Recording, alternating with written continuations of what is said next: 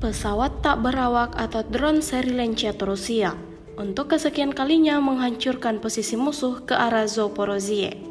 Rekamannya ramai beredar di media sosial Telegram pada Senin 12 Juni 2023. Operator UAV mengungkap lokasi benteng musuh dan menggunakan drone penyerang. Tampak posisi tembak musuh dihancurkan seperti yang terlihat dalam rekaman.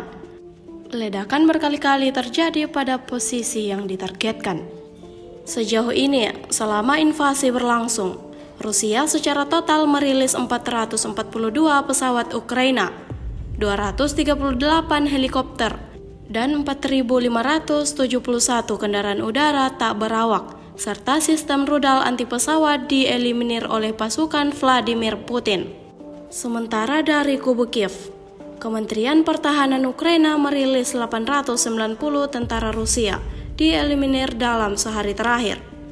Total 214.660 prajurit Federasi Rusia meninggal sejak awal konflik hingga hari ke-473.